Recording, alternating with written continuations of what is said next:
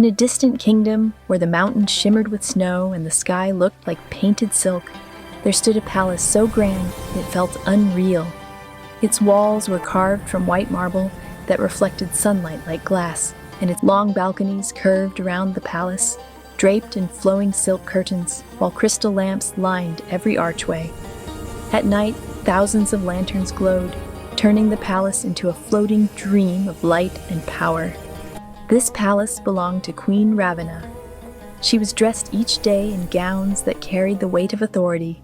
Deep velvet and heavy silk wrapped around her like armor. Stitched emerald necklaces rested cold against her skin. Ruby rings tightened around her fingers, and her crown rose tall and fierce, shaped like flames. Her posture was flawless, her expression controlled, yet behind her dark eyes lived a quiet fear, the fear of being forgotten. Hidden deep within the palace was her mirror chamber. Every wall was covered with mirrors framed in silver, crystal, and gold. The polished floor reflected her image endlessly. She would stand there in silence, smoothing her gown, lifting her chin, and whispering softly, almost desperately, "Tell me, am I still admired?" Because in the same palace lived Snow White. When Snow White passed, servants smiled without realizing why. Guards lowered their voices. The palace itself felt warmer. She spoke gently, listened carefully, and treated every soul as if they mattered. One silent night, while the palace slept, the mirrors spoke without being asked. "The people admire Snow White," they whispered, "because she makes them feel seen." The queen's fingers tightened around her rings. Her breath grew shallow. It was not rage that filled her chest. It was fear. Fear of fading in a palace built to worship beauty.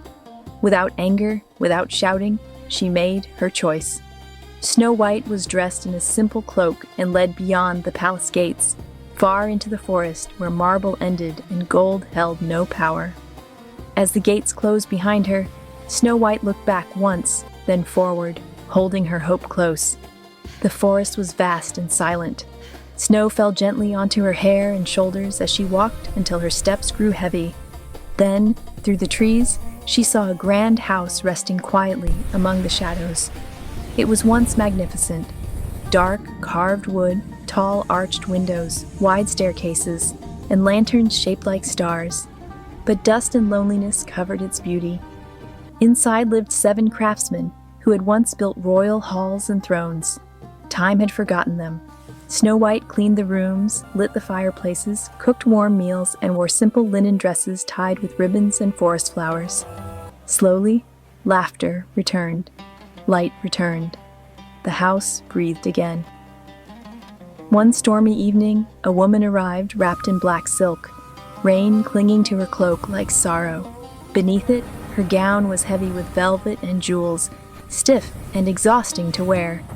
Snow White welcomed her without question, offering warmth, food, and firelight. The queen watched silently. No mirrors, no crowns.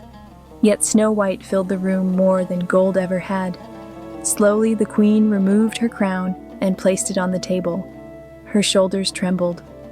"I built palaces," she whispered through tears, "but I never built love." Snow White gently took her hand. A crown shines only when the heart beneath it is kind.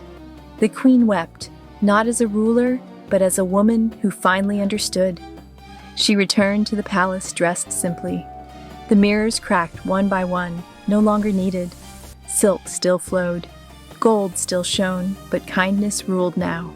And Snow White returned, not as a rival, but as light. Because true beauty is not worn. True power is not displayed. True royalty is felt.